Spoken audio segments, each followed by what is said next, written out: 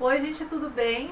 Hoje eu vou voltar então a um vídeo, enfim, né, do Projeto Egito, que eu já estava com muita saudade, eu sei que alguns de vocês também, e eu vou comentar um pouquinho sobre as minhas impressões de O Faraó. Gente, essa leitura aqui foi um daqueles 5 calhamaços que eu me comprometi a ler durante 2021, né? Já lemos o primeiro, Vermelho e o Negro, que tem vídeo aqui no canal. E esse aqui é o segundo já, e esse, o Vermelho e o Negro, nem era tão calhamaço. Esse aqui sim é um calhamação de quase 900 páginas, é isso? É isso, quase 900 páginas. Mas foi ainda melhor porque o Carlos, né, meu colega de leituras aí, do canal Livros e E-Books, também topou fazer essa leitura comigo, ele também gosta da temática, então corre lá no canal dele depois que você ver esse vídeo, porque ele também está fazendo vídeo publicando hoje no canal, e o Carlos sempre tem assim uma capacidade que eu acho que eu não tenho de resumir as coisas, de consolidar as impressões dele de uma maneira mais resumida, mais, não sei, eu gosto muito dos vídeos dele, então corre lá que você vai gostar, e a gente sempre tem impressões diferentes também, para vocês saberem o que ele achou desse livro que não é muito conhecido, mas para mim é um clássico da literatura e da literatura polonesa, porque o autor, que é o Bolesław Prus, ele é um autor polonês e ele escreveu o Faraó aí numas circunstâncias bem curiosas. A gente tem aqui um autor que na verdade usa o pseudônimo para publicar esse livro. O nome dele é Aleksander Głowacki. Esse autor polonês, então um romancista polonês que viveu entre 1847 e 1912 e publicou o Faraó então aí no auge da sua carreira, que foi em 1895. E o curioso então desse livro, que eu vou comentar antes de eu entrar no enredo da história, é que assim, na época as pessoas acharam muito nada a ver, né? Um escritor que já era tão renomado, que, né, já tinha, era bastante conhecido na Polônia, escreveu um romance aí no auge da sua carreira com temática egípcia, sobre o Egito Antigo, né? Tipo, nada a ver. Nada a ver, porque ele foi muito inteligente, gente. Isso porque no século XIX, que foi a maior parte da vida do autor, não foi um período bom para a Polônia, né? Eles estavam numa época do declínio da cultura, estavam tentando abolir a língua polonesa, a língua local. Foi uma época em que os camponeses sofreram muito, camponeses, comerciantes, por conta de altos impostos e taxas e muita corrupção também na Polônia nessa época. E aí o que o autor genial falou? Eu quero fazer uma crítica ao governo polonês. E o que eu vou fazer para não ser censurado? Eu vou usar de um pseudônimo e vou escrever uma história sobre o Egito Antigo. O enredo desse livro então vai abranger a ascensão ao trono e o reinado do faraó Ramsés XIII. E mais uma curiosidade, a gente tem então aqui um personagem diferente de a maioria dos livros do Antigo Egito, um personagem fictício, porque Ramsés XIII nunca existiu. A linhagem Ramsés, ela foi até o Ramsés IX, que se não me engano, né, eu não sei, gente, profundidades da história do Egito, mas me parece que foi inclusive o último faraó, porque depois teve uma invasão aí, o Egito foi dominado, né? Eu vou até ver se eu consigo essa informação e coloco aqui na tela para vocês.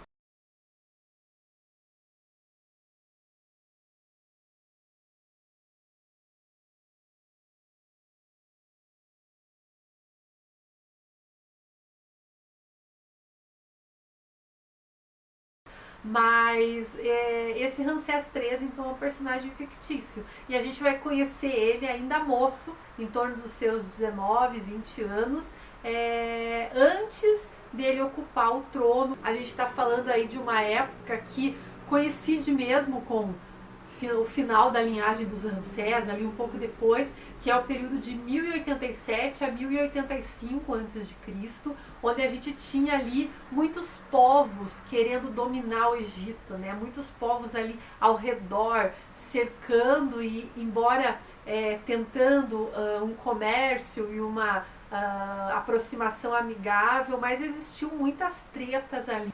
O Ramsés XIII, a gente começa a história com um episódio em que ele está ali no deserto tentando passar por um teste, e ele tem então, né, que fazer essa simulação aí de como ele agiria contra um ataque, ou mesmo com o próprio exército dele, né?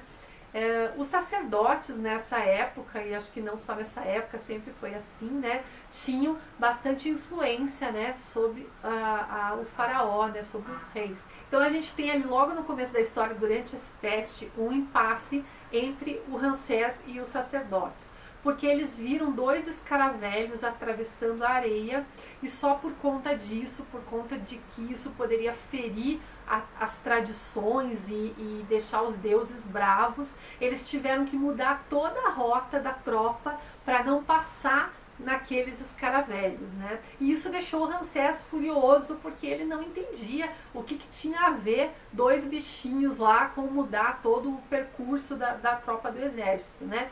E contrariando os sacerdotes, ele deixou que mudassem o percurso, mas ele fez um percurso normal sozinho, desafiou eles. E só que com essa mudança de percurso, os sacerdotes ordenaram que uma vala fosse fechada. Por conta disso, um camponês, sei lá, alguém do povo que tinha construído essa vala, ficou muito triste, né, por ter perdido o trabalho dele e se enforcou. Esse episódio marcou muito Ramsés, e a partir daí ele começa essa rixa, essa rivalidade contra os sacerdotes, né? Porque ele não achava certo que tudo em nome da religião fosse a manipulação fosse em nome da religião ou das crenças religiosas. Ele acaba se encantando por uma judia, foi a Sara, que inclusive deu um filho a ele, e já começa ali também ele desafiando os costumes da época, né? Casando com uma judia. Então, nesse caso, a mãe dele ficou apavorada, os sacerdotes ficaram apavorados, e a gente tem em todo o enredo do livro essa trama política. Pode parecer, num primeiro momento, meio chato, porque ele não é um livro que tem muitas tramas, muitas reviravoltas, muita ação, né? Aliás, até a metade do livro ele é lento, ele não tem ação, mas a riqueza que ele dá em detalhes para a gente sobre a política, comércio, religião, costumes, e principalmente essas manipulações, né, por baixo dos panos, que a gente sabe que existia e existem até hoje, né? Ele detalha. Então é um livro muito rico em conhecimento. Eu que não gosto muito de livro muito político, com essas tramóias todas, eu fiquei fascinada, assim, eu queria ler porque eu queria saber onde aquilo ia dar. Bom, depois de muitos acontecimentos, a gente já sabia que isso ia acontecer, ele perde, então, o faraó morre.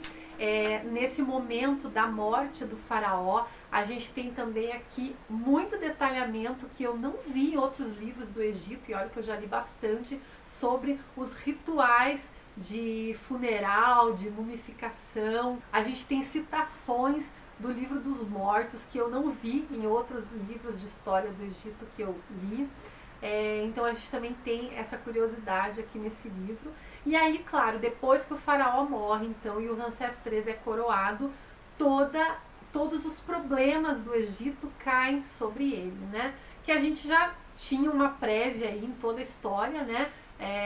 A morte do faraó vai acontecer aí da metade do livro para frente, e a gente sabe então que o Egito estava numa situação bem crítica. Não tinha dinheiro, né? A gente tinha escassez de impostos, porque o povo estava revoltado também e não tinha nem para comer, quanto mais para pagar impostos.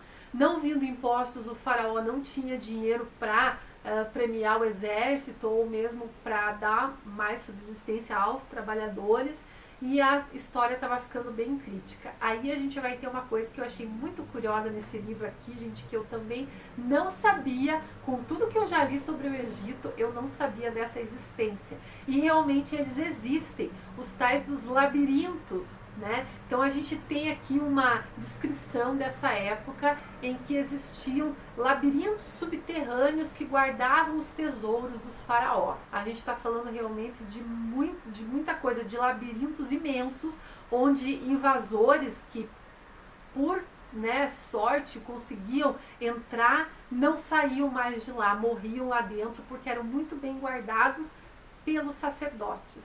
E aí vinha a bronca do Ramsés. O Ramsés precisava de dinheiro e ele não conseguia porque os sacerdotes guardavam tudo, porque o dinheiro era dos templos e de mais ninguém. Os faraós também manipulavam muito essa parte financeira, muitas vezes obrigando o faraó a contrair dívidas para dever favores aos povos que eles defendiam. Até anotei aqui, gente, porque a gente vai ter um detalhamento muito legal também do sistema tributário do Antigo Egito, né? Como é que funcionava toda essa parte dos impostos, né?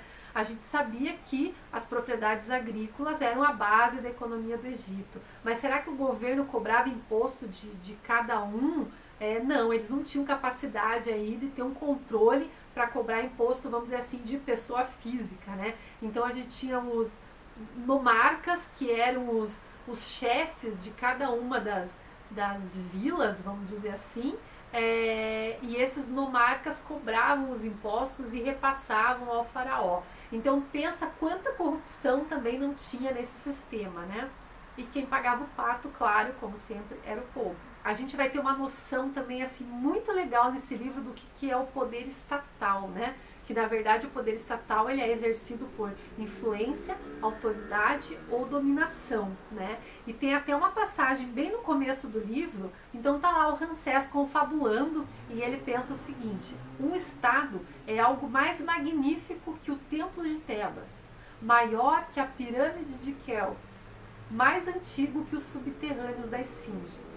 Nesse imenso, embora invisível edifício, as pessoas são como formigas numa fenda de rocha, e o faraó é como um arquiteto viajante, que mal coloca uma pedra numa parede e sai. Enquanto isso, as paredes continuam crescendo, geração após geração, sem cessar. Eu achei essa parte assim uma definição que acho que eu nunca tinha lido uma definição tão perfeita do que é o Estado, o poder estatal. Então, basicamente é isso, gente. A história gira em torno dessa disputa, né, entre um jovem idealista de caráter, de certa forma, bom, apesar de ser muito jovem e ser muito iludido e muito imediatista com as coisas, contra os sacerdotes que detêm o conhecimento. E esse é um dos pontos que eu também achei assim, acho que até o mais interessante do livro. É essa história mostrar o quanto as pessoas que detêm o conhecimento podem usá-lo para dominar o povo. E basicamente eu entendi que o autor ele quis na verdade fazer uma crítica a monarquia, né, que era o regime da Polônia na época e que acho que naquela época, se não me engano, era o regime que imperava aí quase que no mundo todo, né? Uma crítica então aos reis, né? Porque ele mostra muito nessa história, principalmente na visão do Ramsés, o quanto um rei era alheio aos problemas do povo. Porque até as coisas chegarem nele, elas chegavam muito distorcidas. Não tem muito o que falar mais da história, gente. Claro que o Ramsés teve aí seus casinhos amorosos, né? Ele teve a Sara aí com o seu filho, aconteceram muitas coisas, mas tendo como inimigo, né? Como é que era o nome dele? Herhor, gente. Eu não sei como é que escreve, como é que pronuncia isso, né? Acho que pelo que eu vi no filme é Herhor, que era o primeiro sacerdote, né? O sacerdote mora aí, que realmente era quem mandava no Egito. E eu vi mesmo assim, como esse romance muito político, inclusive o próprio autor admitiu que muito mais do que um romance histórico, o Faraó é um romance político, né? Achei que foi muito legal, porque eu não costumo ler muita literatura assim, por ter sido ligado ao Egito Antigo, que é um tema que eu gosto. Eu acho que eu consegui absorver muito mais desses conceitos todos. Acho que é legal também eu citar que esse aqui, como muitos calhamaços aí do século XIX, também foi publicado inicialmente em folhetins e depois, a primeira publicação dele completo ainda foi feita em 3 edições, né? E uma coisa, só um ponto negativo que eu achei nesse livro, ele tem poucos personagens femininos, né? Acho que de principais mesmo ele só vai ter a mãe do faraó, a Sara e uma outra mulher que o faraó se envolve depois e vai causar confusão lá. Mas achei que todas elas foram muito pouco trabalhadas, nenhuma tem assim uma participação significativa na história, elas ficam sempre por trás dos panos ali, o que para mim não é, né, muito verossímil, porque a gente pode até ver isso em romances ingleses e tal, mas a realidade do Egito Antigo não era assim, né, da época, né? Muito pelo contrário, né? As mulheres no Egito Antigo tinham um poder enorme, né, uma influência muito grande. Então esse foi uma das coisas que eu achei assim um ponto mais negativo. E vale falar também que eu vi um filme que foi feito em 1966, né, na Polônia, com a história, achei ele bem fiel, embora a gente tenha um filme antigo, de 3 horas, para mim foi bem cansativo. Ele é um filme bem parado, mas valeu a pena ali para eu ver alguns dos ápices da história ali, as cenas mais chocantes visualizadas na tela do cinema, foi legal também. Então fica a dica, gente, porque para quem gosta do tema Egito Antigo e para quem gosta de aprender muito com leituras, aí, eu acho que é muito legal a gente visualizar isso numa obra de ficção, para a gente conseguir entender também a nossa atualidade, né?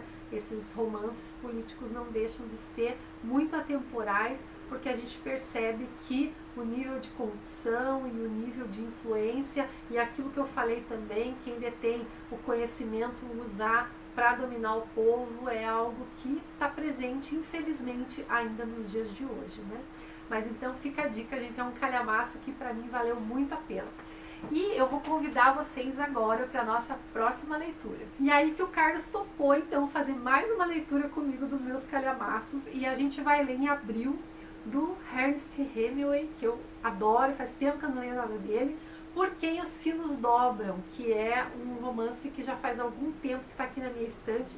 Eu quero ler e me propus para ler em 2021.